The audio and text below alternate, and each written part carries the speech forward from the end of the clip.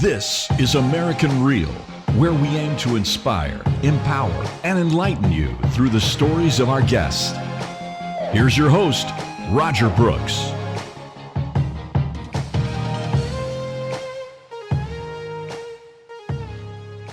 Let's talk about how you discovered mental health as the key to success in all areas of life.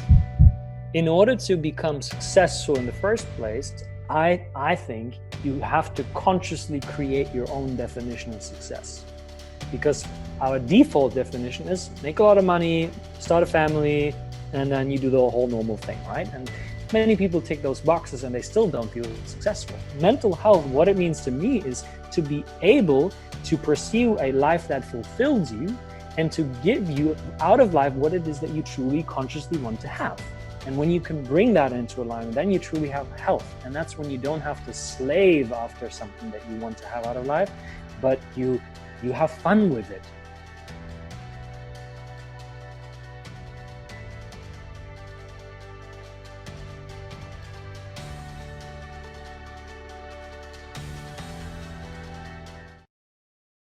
This is American Real. I am Roger Brooks. My guest today is Mario Lanzarotti. You coach mission-centered entrepreneurs so they can increase consistency in their business and overcome the imposter syndrome. Mario, welcome to the show. Roger, thank you so much for having me on the show. I'm very excited to be with you and share lots of value to your listeners and to your viewers. And most of all, I'm looking forward to having an amazing conversation with you. Likewise, Mario, and you are coming to us from South Africa. Tell us a little bit about that. Yes, exactly. So I'm in Cape Town right now. As we all are in one way or another in a lockdown, we also have a lockdown here.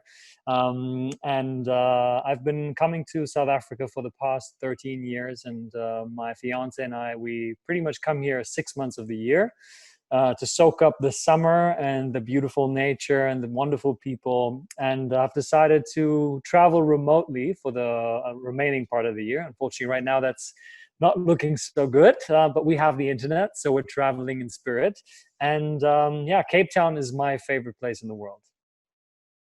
That's wonderful. As I mentioned off camera, I have a neighbor that is from South Africa. So it's always fun to talk to people from different parts of the world, and I appreciate that. Can you tell us about your background? Where did you grow up? Sure. So originally, I was born and raised in Germany. My dad is Sicilian, so from day zero, I was born into a multicultural family. I was raised bilingual, so I speak both languages, German and Italian. And then in my later life, I went to South Africa for the first time to a boarding school, because that was the time when everyone was like, oh, do you want to go to another country? And everyone went to America. So one of the things I do, I like to go against the flow.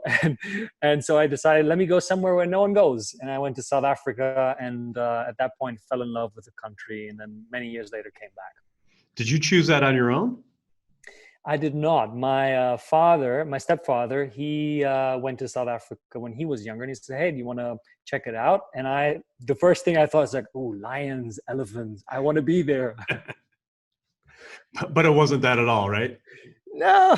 When we went to the game park with the safari, then yes. But otherwise, it was just a regular country. Of course, a lot of beautiful nature, but not what my fantasy was telling me. Right. Interesting. That must have been amazing. How old were you when you went? I was 17 at the time. Okay. So I wasn't allowed to do much, especially at the school that I went to. It was very strict, very old British structure. So I had to wear a suit and tie every morning. I got up at 6. I had to go march with a fake gun, but it was the same weight, and it was very, like classic Christian upbringing, which was very different from what I experienced in Germany. And at the time, I really struggled a lot here. But then in hindsight, this was one of the best things that happened to me because I had to grow up and take responsibility. Amazing. What a great experience, I'm sure. Yeah. So tell us about, I know you split your time between South Africa, Germany, and Italy. What is that like? I love it. I love it. I mean, I also spend a lot of time in New York because I lived there for 3.5 years, and I have a lot of friends and acquaintances and business clients. To me, it's creating that global international family, that tribe that I can always connect with. And just the other day, I was reflecting on the things that I'm grateful for because I have a daily gratitude practice, and then I called to mind how many people I know in so many different countries. And wherever I travel, I always have someone that I can visit. I can stay in their homes and connect with them. And you also get the cultural nuances, right? People always ask me like, where do you get your discipline and your organization from? I say, well, that's my German side. And then they say, well, where do you get your passion from and the fire? And I say, well, that's my Sicilian side. So I like to pick like the best of certain countries and cultures. I'm sure I have some of the not so great things in me as well. But you know, to me, it creates more of an international family that I can connect with. And that is very important to me. And what a wonderful thing, right? When you're in, especially when you're in a foreign land, to be able to stay with people that are from there. As I mentioned to you off camera, my wife's family is in Italy. So it's just great to go when we go there to stay with them and see how they live and have that experience versus, you know, being able or having to stay in a hotel. It's just a whole different experience. And I hope at some point everyone has a chance to experience that because there's nothing like experiencing other cultures, right? Oh, it completely transformed my life. I mean, before I was into meditation and yoga and plant ceremonies and all the things. The first thing that opened my mind to a whole new world was traveling, was really going to other cultures, because it helped me to see the world from different points of views. And just that expanded my mindset. And I was like, okay, well, maybe my view of the world currently is not the only view. And it's about taking up different perspectives. And also when you hear things on the news, like the migrants on the move, and this is happening there, like I know people that come from areas like that. And being able to emphasize with that, to empathize with that, and to be empathetic and to see the world through their eyes, to me was a huge boost forward, because it forced me to step outside of my ego. And I did that with the first cultural experience. Wow, I love that. And that's a nice transition, Mario, into our main talk today, which is about your mission as a coach, right? You help entrepreneurs, as you say, so they could increase consistency in their business and overcome the imposter syndrome. Tell us first off, what is the imposter syndrome for people who don't know what that means? Great question. So the imposter syndrome, there's many approaches to it, but essentially it is that feeling that you somewhere deep down are a fraud. You don't deserve the success that you've created. This is very prevalent among high achievers and entrepreneurs that are pioneers in their field. And by default, if you are a pioneer, there's that voice in the back of your mind that comes, well, you sure you know what you're doing here? Like, come on, you're just lucky. You're just working hard. At some point they're going to find out you're an idiot. And when you're new to something, that's a very normal response from your body, from your brain to get that. So it's a normal thing. But if it continues ongoingly, and sometimes it may be that you step into a room of people and you feel completely comfortable. You know what you're going to say, you know how you want to say it, you enjoy being there. And then you shift that and you go into an audience with different people, maybe that are a bit more senior to you. And all of a sudden you feel like, oh my goodness, they're going to kill me. They're going to know I'm a fraud. They're going to put me in jail. I'm going to be ending up on the streets homeless. And so this subconscious pattern that triggers forward causes people to do this. They have a great month. Yay! And all of a sudden, oh my God, no, boom. And so there's no consistency in their business. And if you're an entrepreneur, you need consistency. And especially mission-driven entrepreneurs, which I count myself into, and I think you are one of those as well. Yes. For people like us, especially in the beginning, many struggle with that feeling of, I deserve this success. I deserve to be paid for it even, because we're giving from the heart, right? We're caring for something that is bigger than ourselves. And then money is almost this like oh no, that's evil, that's bad. I used to believe that money is only something for evil, greedy people. And until I couldn't pay my bills anymore, I was like, Right. I gotta figure this thing out, because it's probably not my strategy, because I have a lot of conversations and people are really happy with that. But when it comes to asking for money and closing the sale, then I'm like, yeah, no, you probably don't want my service. Bye. So this is something that I focus on, because I want to help mission-driven entrepreneurs to develop their authentic voice, that inner trust that you can build with yourself, that even when you have that notion of, oh, I feel like I'm a fraud, you're like, okay, that's okay. I can still handle that and deal with it, because you're never going to get rid of that voice altogether anyways. So if people are like, oh, I have that and I can get rid of it, sorry.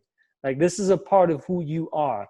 And just like having a small child that gives you a tantrum every time you bring up a certain thing, that might not change, but you still love the child because it's your child. And so the same happens with you. And when you find that authentic connection to you, you're no longer controlled by that imposter voice. You have it, it's there, but you can work with it.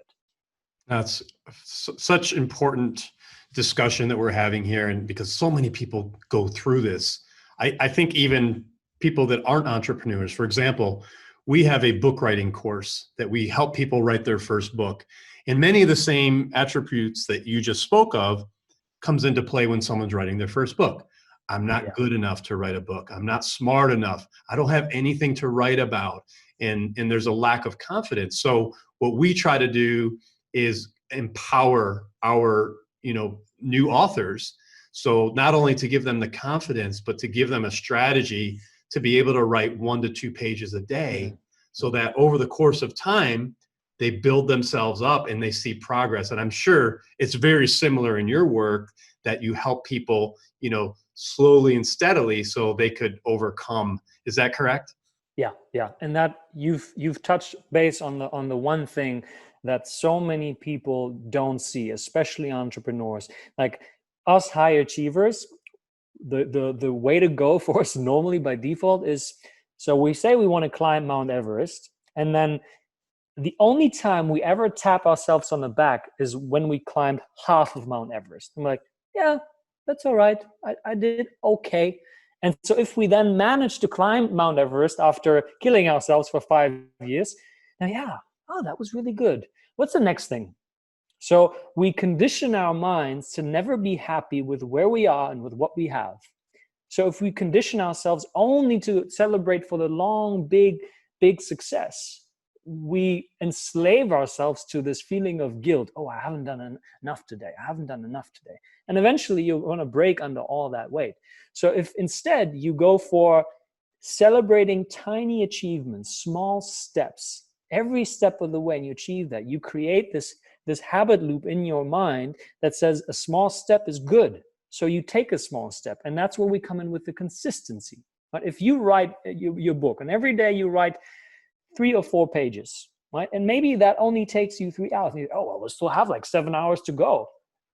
If you do that every day, after a certain amount of days, you have the book. But instead, what do? Most of us, I'm going to write this book. I'm going to take the whole weekend. And then we go in and then we drain our energies and then we lose the motivation and think, this is just not for me. Yeah. I've tried. No, it's so true. It's so true. And that's why, I think we're very similar in this regard, that for me, it's great when you could help someone see this in themselves. And so let's take the book example again. If they achieve small successes along the way, so every week to me is an accomplishment. We meet as a group once a week, and then they can monitor their progress for that week. That's an accomplishment. You do that over the course of 12 weeks, most of our students have an entire book, and they could celebrate that, but they also are celebrating along the way. But what I really love about this, and I'm curious to get your thoughts, is now they have a new habit formed, which they could hopefully apply to other areas of their life. So maybe it's weight loss, or maybe it's, exercise, or whatever it may be, healthy diet. So applying these same tools, do you see that in your work as well? When you're helping an entrepreneur, in whatever it is they need help with, do you see that they're able to adopt those practices into other areas of their life? Yes, absolutely. And that is because you're like, I always bring up this example because I say to people, it's very easy to visualize. Think of your brain like a muscle. It's nothing more than a muscle. And there's no such thing as a stupid brain or a broken brain. Of course, in some cases, if you have actual damage to it. But many people are like, oh, I'm just so stupid, I can't do that. And I'm saying, no, everything is running exactly perfect the way it's supposed to be running according to your program. So right now, your brain may not be as trained and the muscle is not as strong, but you're asking your brain to perform a marathon. Does that make any sense? No. So when you start building slow consistency that doesn't throw you out because it's overloading you, it automatically transfers to other areas in your life very, very quickly. And that's why usually one of the first things that I have my clients do, if they don't already do that, is meditation. And I tell them, even if you just sit down for 2 minutes, because I have people that are very busy, that have a lot of projects happening. And then the first thing, like, yeah, I don't have time. And I said, hold up. So I usually bring up this example as well. So what's the difference between you and someone that you really look up to? Like in my case, it would be like Tony Robbins, right? And then they say, okay, yeah, that person. Say, how many hours in a day do they have? Well, 24. And you? Yeah, 24. And I say, and so what's the difference? Okay. So, and then we start 2 minutes meditation. And even if you think that doesn't do anything with you, oh, it's just 2 minutes, it conditions your brain to have consistency. And then after 30 days, boom, you've done every day your meditation. Your self-esteem rises, confidence goes up, and you have built a new habit. And then you go to the next one, and to the next one, and to the next one. Any tips that you could give to our listeners? And by the way, this is incredible conversation, Mario, because like I mentioned, I believe these practices can be applied across the board, no matter who's listening to this. But any tips? What would you say to people that have a hard time with consistency and just keeping on track, no matter what they're trying to work on? Great question. And I just sent out my newsletter about exactly this. And I used it for discipline and focus, but it's the same thing with consistency. And too many people, like nowadays, Roger, we live in this society. If you want to understand how to do something that you've never done, what do? You go to Google, right? Or some search engine. Research. You type in how to build a house, and you get an infinite amount of ways to do it, which is amazing. However, are people still struggling with being overweight? Yes. Are people struggling with failed relationships, failed businesses, everything? So the problem is not in the how-to part. So we can remove that, which is 99.9% where all the people place their energy on. The real question is not how, but why. Because every action always comes with a reason. Like your brain always distinguishes, should I do this or should I do that? Why should I do this? No, I don't like to do this. Do I want to get up tomorrow morning at 7 and then go for a run? Or do I sleep another hour longer? So your subconscious mind has reasons. And whichever reason is stronger will determine what action you're taking. And so what I always do, and this is part of my work as a speaker and as a coach, this is one of the main things that we go to very quickly, and that is your purpose drive. To really give people a reason for living, a reason for taking action, because maybe the whole thing about starting your own business and speaking in front of audiences is not yours. It's just not yours. I've had many clients that came to me with, I want to be this guy and I want to do this. I want to have my own business and I'll be on my full potential. And then I asked them, okay, great, but why?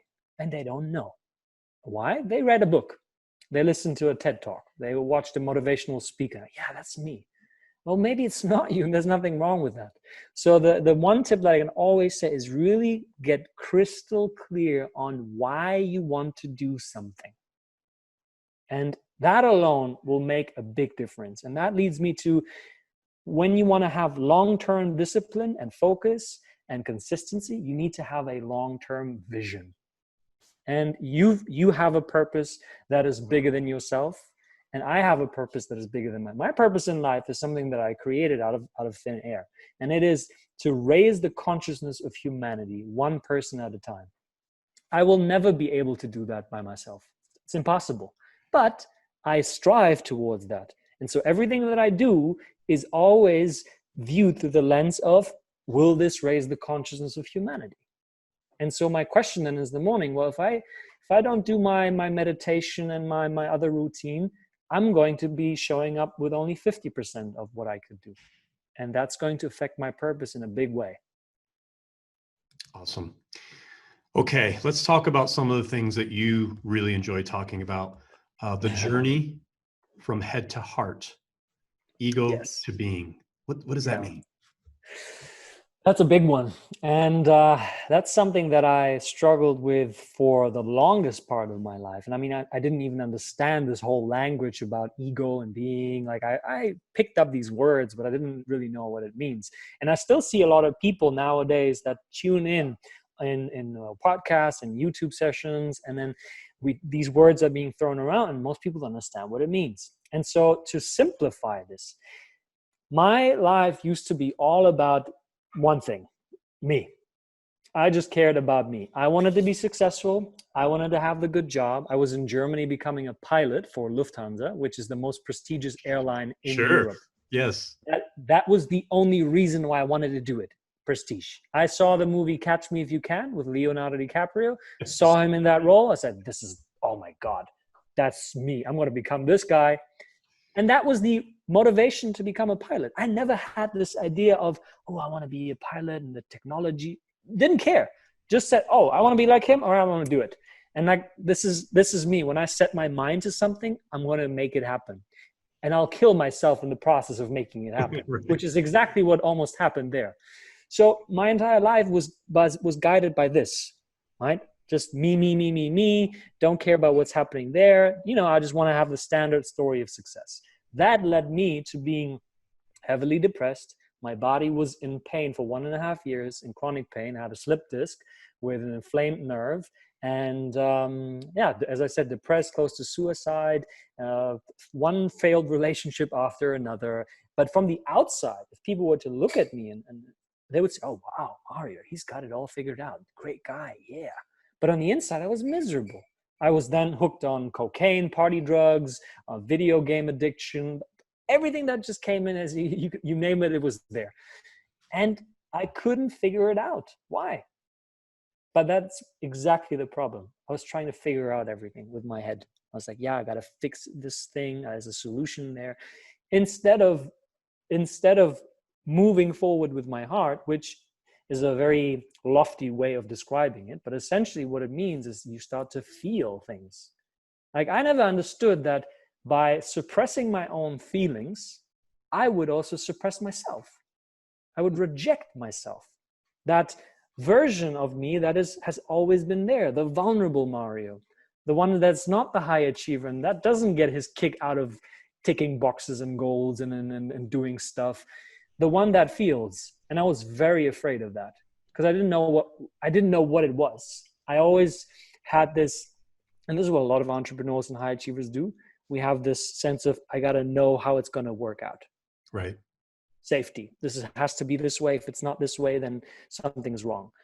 And that's the mind. The mind wants to figure everything out because it's scared of uncertainty. And this is exactly what's happening to so many of us right now. We're so afraid to feel. We're so afraid to accept whatever is happening in our bodies. And so this whole journey that I described from head to heart is really me getting out of my own way, removing myself, learning how to be in my body and feel, and whatever that is, there's the feel. And I've done that multiple times now. Actually, this year and last year have been very, very strong in that, where I got rid of guilt. And I didn't even know it was still there because I've done a lot of work on my mind, on my head. And I was like, yeah, I got that. Then I went to a past life regression. It's like a hypnotherapy kind of thing, 2.5 hours. And I told her, yeah, I did so much work, I know it. Oh, come on, nothing new. I cried like a baby for like an hour. I screamed. I was punching and everything. my body started shivering, like tingling, everything. Oh, I said, what's happening with me? And I was so embarrassed because this was a lady that was guiding it. So I can't cry in front of her. I can't do that. And she said, you're fine, you're safe. And I released it. And Roger, I can tell you, after that session, it's just light, just going light through life and trusting my intuition. And when I say trusting my intuition, it's usually things like, and this is for your listeners as well. If you are in between choices, or maybe you don't even have a choice to make because you think you're lost, just getting into your body by closing your eyes and breathing and just feeling whatever's happening without judging that. I say, oh, I'm feeling scared. No, I shouldn't feel scared. That's when you judge. I say, oh, I'm scared. Okay, there's fear. That's interesting. Okay, let's see. Just by doing that and then asking a question, you'll get an intuition. You get something. Go left, go right. And I did these things, and I sometimes have done that with business deals and with people.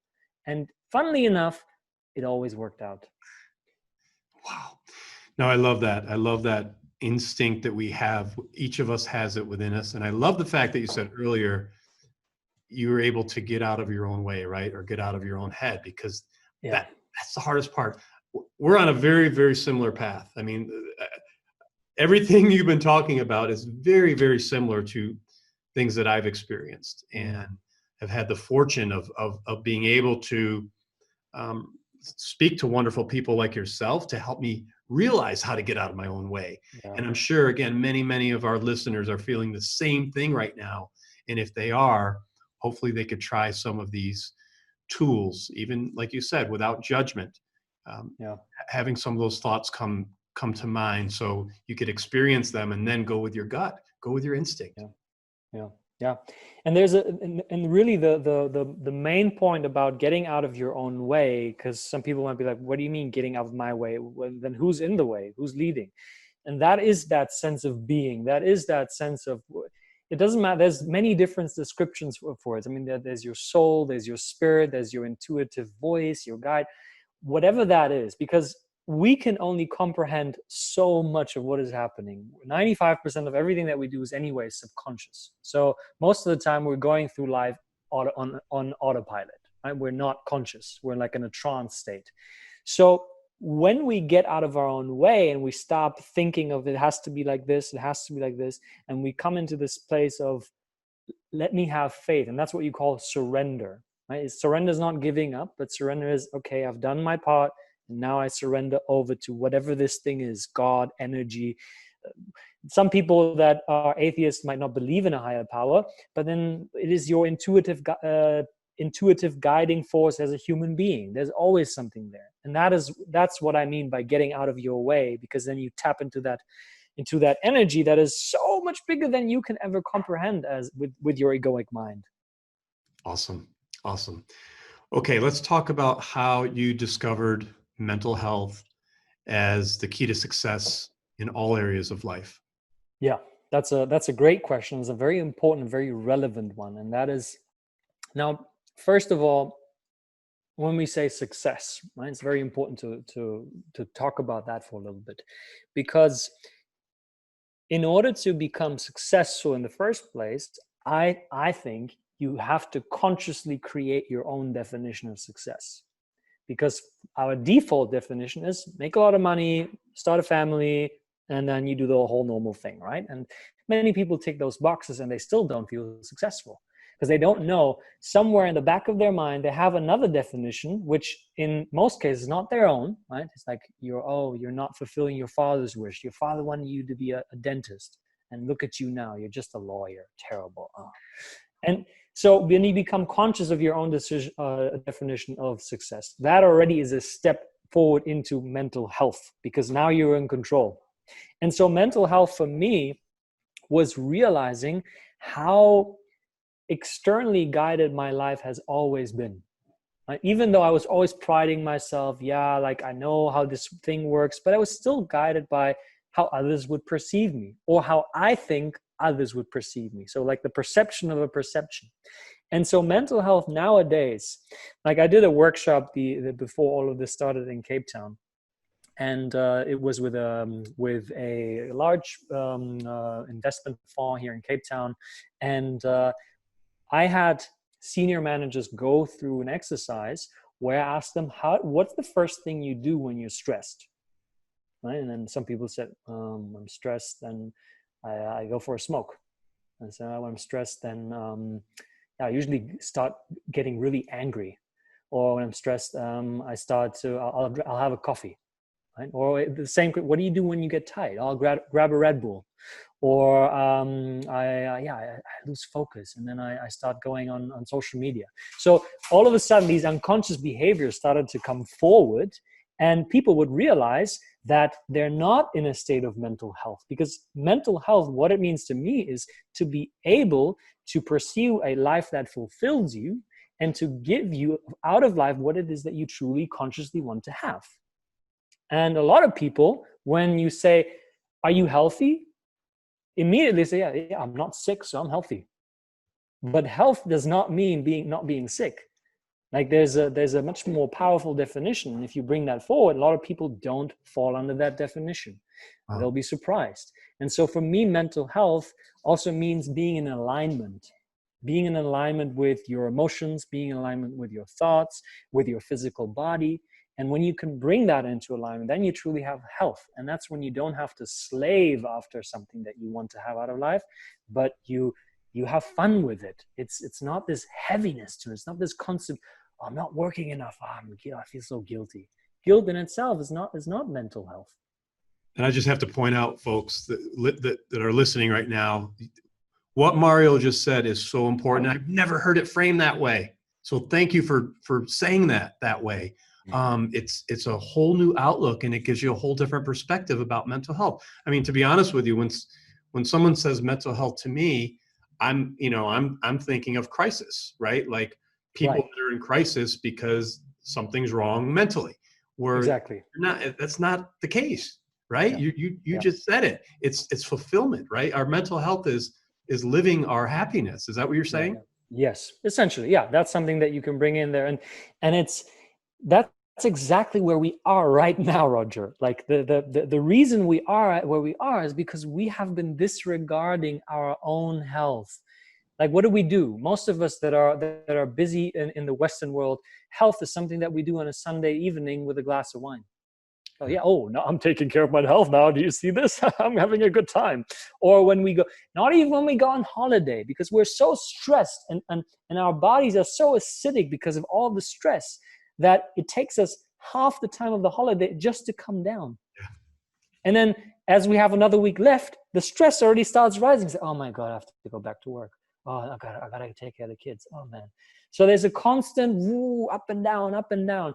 So what I really want people to take away from this is to see health in all aspects of life as a fundament that you stand on. And if that fundament is not strong and solid and has enough sustainability for years to come, you're going to start falling apart one way or another. Wow. Powerful. Very powerful. Okay, let's talk about, and you may have touched on this already, purpose-driven work. You say we need to stop asking how to do things.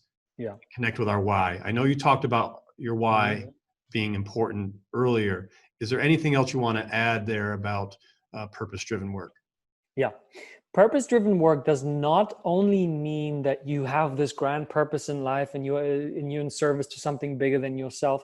It's really also something that you can use to hack your own mind.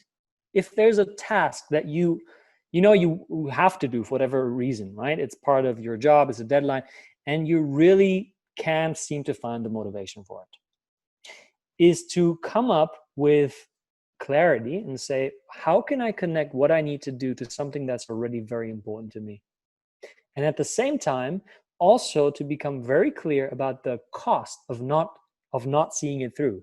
Because unfortunately, pain is still the strongest driver of every human behavior. Right? And some people, I always bring this example up, some people say, oh, no, I don't believe that. I'm more motivated by pleasure. And I say, okay, so here's a bag with $1 million, right? I'll put it right here for you.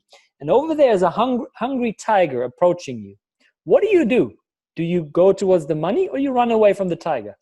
And then one guy said, well, I'll take the money and I'll pay off the tiger. It's not going to happen. But Wow. it shows you that pain is a stronger driver. So just becoming very clear of the reason, the underlying reason of your action, and then connecting that to something that is already important to you. By the way, that's also a very good way to influence people, to understand what is already influencing them and then dig in there. That's usually what I do with coaching. When I get to people and I say, oh, how do you think that relates to you taking care of your family? And then, because that's very important, oh, that makes it a lot worse. Oh shit. Okay. All right. Okay. I'm now I want to do something. So that's purpose-driven work in a nutshell. Love it. Love it. Okay. So now what if you're trying to resolve the imposter syndrome? How does that done? Yeah. That's a great question, Roger. And while there are many approaches to it, the one thing that I always find with everyone that I speak to is at some level, there's a lack of authenticity. Authenticity, and a lot of people also don't understand the real meaning of authenticity because they confuse it with honesty. Now, authenticity and honesty, when you look at honesty, you can be honest, but still not tell the entire truth. Because when you're honest, you can still control the outcome. Or you have that illusion of I can control the outcome. So I would tell you, yeah, Roger, today I'm not feeling so great. There's a couple of things that I have to take care of. Let's reschedule for next week, right? Authenticity would be, Roger, today I'm feeling really terrible. And I feel kind of lost and I don't really know how to handle this. And I need some time for myself, but I wanted to share that with you. Now, the standard thinking, the traditional old way of thinking would be like, oh no, I can't say that to him. He's going to think I'm weak. I'm some sort of loser. Like I don't have my shit together. Right. So authenticity, I would say you drop your pants and then you see what happens because it's all about you. Yeah. And with the imposter syndrome, if the imposter syndrome is something that persists in your life, and this is very important because as I said in the beginning, many people will have this when they start pioneering something. Now, you've never done something. It's about you. The first time you're going live on social media, first time you're doing a workshop, you're going to feel like an imposter because your brain wants to protect you. It thinks this is an imminent danger. So the brain goes like, hell no, back off, go home.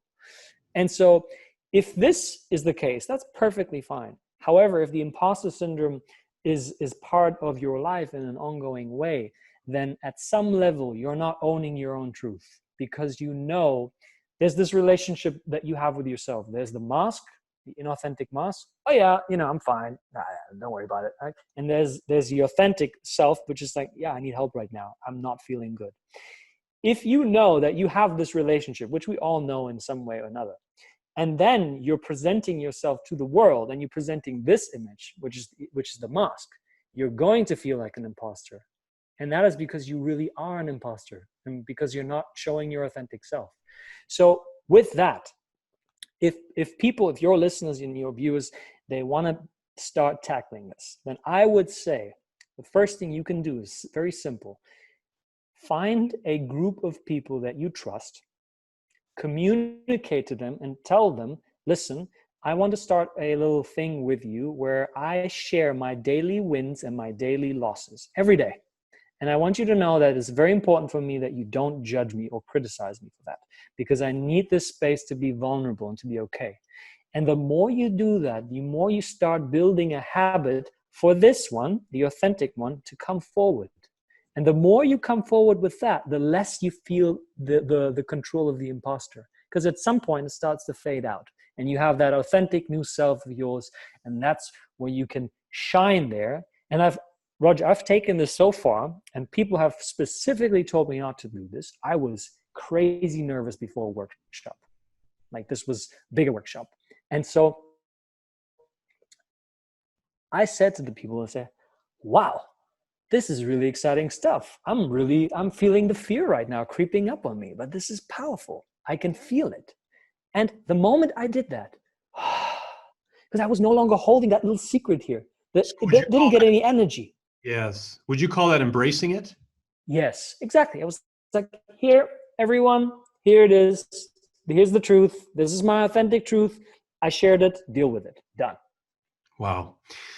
Mauro, this is great. This is just such valuable information. One of the things I like to do is put myself on the spot with guests like yourself to kind of show what you do in action. So if I'm your client and you're my coach, let's just role play for a little bit.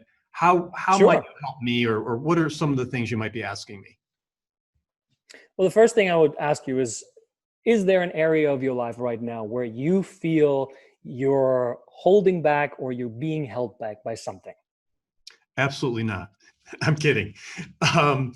Yes. So I would say my work, I'm still, I'm working through things. I'm putting myself out there, a lot of the things you're talking about, but I'm still, I have that little fear in the back of my mind of that ultimate success, if you want to call it that. But great. In the monetization part of it as well, being able to get paid for the work that I do.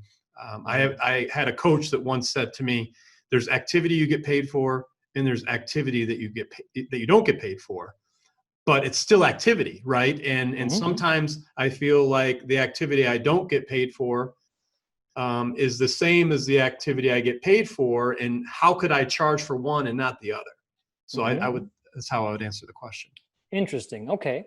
And how do you feel about having this problem? Is this something where you think I shouldn't have this at the stage where I'm at, or are you like, yeah, it's okay? Yeah. So I would say yes, that I'm, trying to work through it, but it's still holding me back. Does it bother you having this, that it's holding you back? Not really. Okay, good.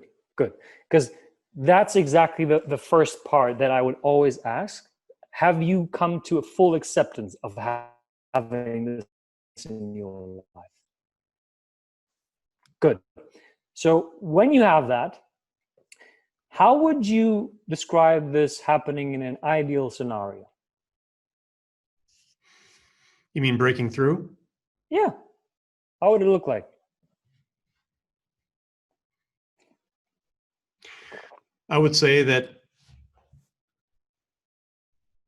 just making it really clear when I talk to people, to potential clients, that they understand the difference between, a free session and a session that requires payment. Right. Okay. And how are you currently doing that?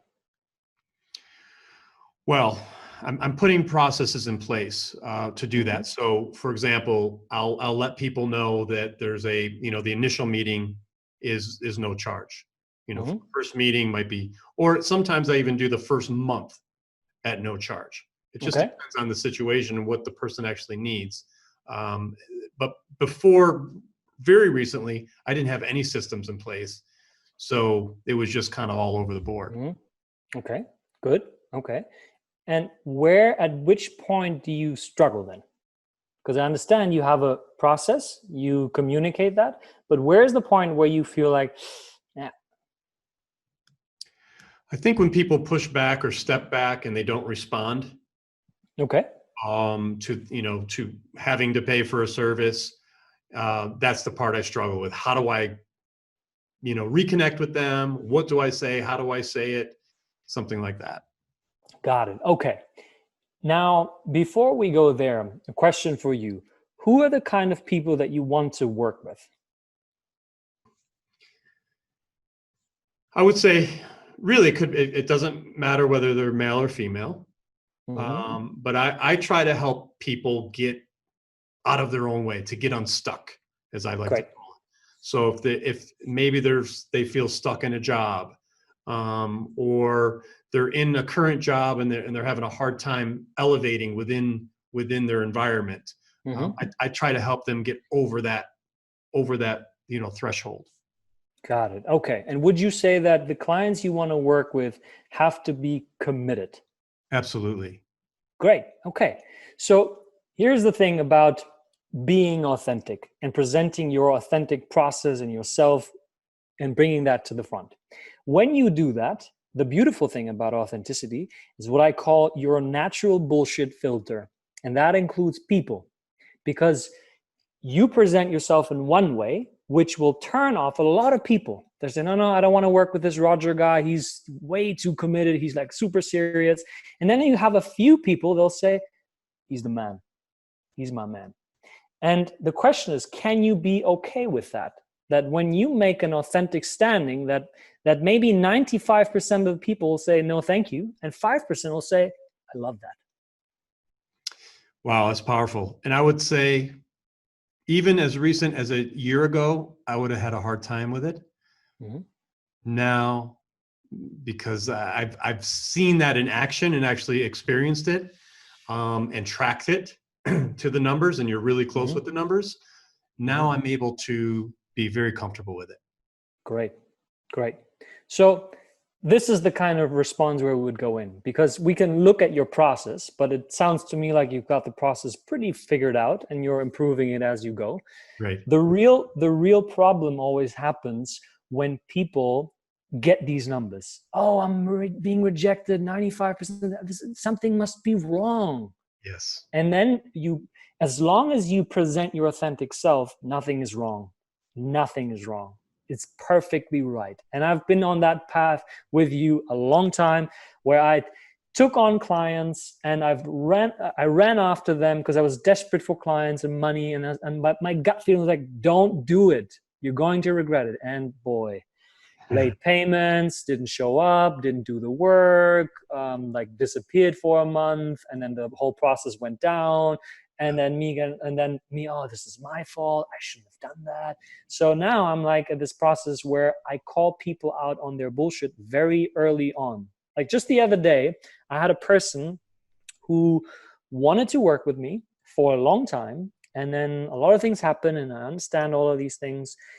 But the person always kept me on like the long end. Hey, I'll get back to you. And then I finally had the courage, because this is quite a big shot, to send that person a message saying that, hey, you asked me to work with you as a coach. And now I want to first apologize because I haven't been authentic with you. You were on my mind for quite some time. And I build up a little bit of resentment, but that's not what is accurate, because I just want to tell you that if you really committed and serious about this, you will find the time. If you want to step up as a leader, you will no longer let your excuses run the show for you, however small that may be. And I sent a few other things along the way. And the message that came back was like, wow, thank you. That's why I want you to be my coach. Ka-ching! Next day, I had the money in the bank. Awesome. Look, thank you for the role play, because that's awesome. And thank you for explaining that too, because that's another good tip to help people on both sides. You know, those like us who do coach others and those who need help with coaching. You know, these are just, I think the authenticity sums it all up. No matter what side you're on, right? In no matter where you are in life, being authentic helps close that gap always. Yeah. Being authentic ended my self-sabotaging mechanism in relationships and led me to now being with the woman of my dreams and being engaged and having the most amazing relationship I could ever dream of. That's wonderful. That's so wonderful to hear. Thank you. Okay, let's talk about this quote. I am because we are. Tell us what that means, why it's important, and all the history behind it. Yes. So this is a word that comes from the Zulu tribe in South Africa, and it's been around for a long time. But really, the person or the two people that coined it, to my knowledge, are Nelson Mandela and Desmond Tutu, who are two very prominent faces of the Rainbow Nation that ended the apartheid regime in South Africa. And essentially, Ubuntu is more a mindset than a quote. And like, there's many powerful quotes there, but this is more like an actual way of approaching life. Because when you really truly get what that means, I am because we are. What it means is that you do not exist without other people in the world. So your success is only valid when you help other people succeed, because you lift them up. Then it means you're in balance with it. If you just do this and you leave the people at the bottom, you're not successful. You're not. Because how can you be the only person in your environment that has it figured out? And where I bring this in with transformation is when you transform your life, right? And you've done that. You've gone through probably several transformations. And when you do that just by yourself, without including anyone in it, you're just another self-righteous asshole. It's like, oh, I have eaten wisdom, like lots of it today. Wisdom's on the plate. But you just don't get it. Man, I'm sorry for you. So that's not what transformation and success mean. Because when you embody this Ubuntu, you understand that the more you help others succeed, the more you naturally succeed. And that's also, by the way, a highway to fulfillment. If you want to have a fulfilled life and you have no idea how to do that, go and help some people. And now I'm not talking into the people that are overly pleasing, because that's just another form of ego. That there it goes, oh, I gotta do something for others, which distracts me from taking care of myself. But if you come from a place of making sure you're fine, you're healthy and happy, and then you give to other people, you will transcend yourself, which is the whole I am because we are. You recognize that you only exist in the space of other people. And if you look at Maslow and his hierarchy of needs, a lot of people also don't know that. When you look at the hierarchy of needs at the top, you have self-actualization, right? It's like you fulfill your life's purpose. You got it. You have that business, you have that charity, you have the marriage, the kids. But right after he published that, he actually reversed it. And then he said that I was wrong. The highest of all of them is self-transcendence. And that is when you tap into this, I am here because I'm serving other people. And that's what you're doing with your podcast, Roger, which I think is beautiful, right? You're bringing so much knowledge to the world. And this is my personal story of life. I went from miserable, egocentric, excuse my language, asshole, to contributing, to falling in love with people and the world and nature, because I started to give some of the things I have. Because the more you give, the more you realize you have to give. Because where is it coming from? Here, from inside of you. You want to build up self-esteem? Give. You want to build up confidence? Give. You want to create an amazing network of people that you can rely on? Give. Wow. Profound. You are dropping some great information. I'm so excited for this. Okay, we still have a few items to cover and want to be respectful of your time here. So let's talk about your story a little bit. Yeah. You talked about being depressed at a certain point, close to suicide. Yeah. And then you like to talk about something called dis-ease. What is this all about? Yeah, so that's I've already touched base on it a little bit. So this was after high school in Germany. I was always the kind of guy who sort of made things happen as he went. I never really had to struggle and work hard in school. I was one of the good, not of the best, but I was good.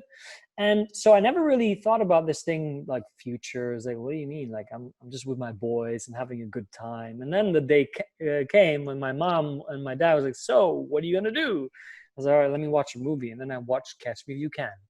And I was like, okay, done. I'm becoming a pilot.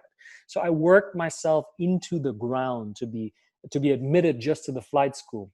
93% of all the people that apply in that school fail. And you can never reapply again for life. The tests are ludicrous. They're just insane. Wow. But I hustled my way through that, literally. And the first day I arrived at that school, happy as ever, and everyone telling me like, wow, you made it. That's amazing. My gut feeling just went, run as fast as you can. And then my ego is like, no, I've invested so much time and money and hardship into this. I can't give up now. I can't turn around and leave. No.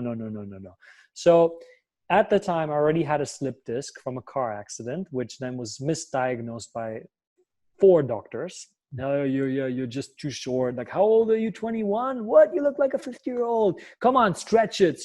And they pretty much destroyed my back. And that paired with my incredible unhappiness at the time started a spiral that went downward. But that was not the end of it, because I have been very inauthentic for the most part of my life. And so I really made sure that no one would know this. No one. And I mean no one, not even my girlfriend at the time that was sleeping next to me in my bed. Because I told, yeah, it's just so much stress and so much hard work. I'll get through this. But on the inside, I was dying. And I looked terrible. I looked the part. There was one day I remember I was so out of control that I just shaved off all my hair. Like I had hair like this, and I just went like, shaved it all off and just didn't know what to do anymore. And I wouldn't share it because I was afraid that if people find out, they would kick me out of the flight school, deemed unable to fly. So that was me, right? Going into this downward spiral with this immense amount of pressure from the expectations of the work that I was doing, guilt, so much guilt. And then one morning, I still remember this, I woke up in my bed, and for a very short moment, I couldn't move my legs. I had no feeling in the legs. And that just shocked me to my bone. I was like, what's happening here? And that's when the suicidal thoughts started to come. And I was in it for like a week or two. And then the last thing was when I couldn't stand the pain anymore. The doctors at Lufthansa referred me to a guy in a special clinic where you normally wait 6 months. I went there the next day. He put me into the MRI? Is that scanner, the big one? And came out, showed me the scan. He's like, wow.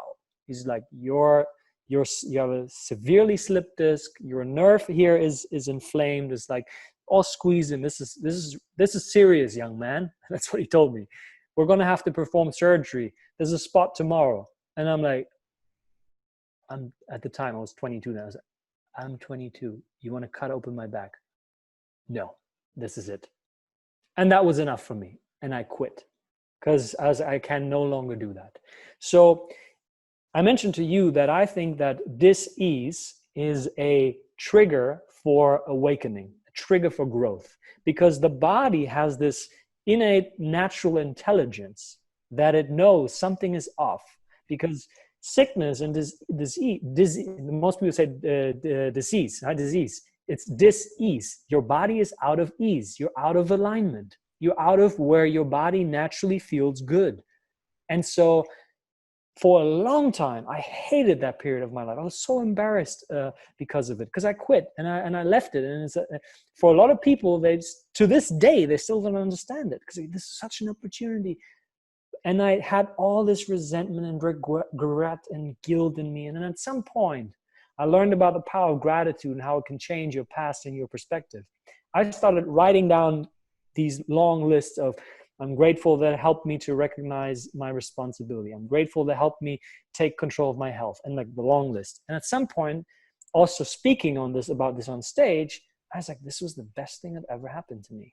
This woke me up because I had been living my life giving away my power and my control to everything outside of me, to status, to money, to parents, to girlfriends, but never me, never. And so after that happened, I became very health conscious.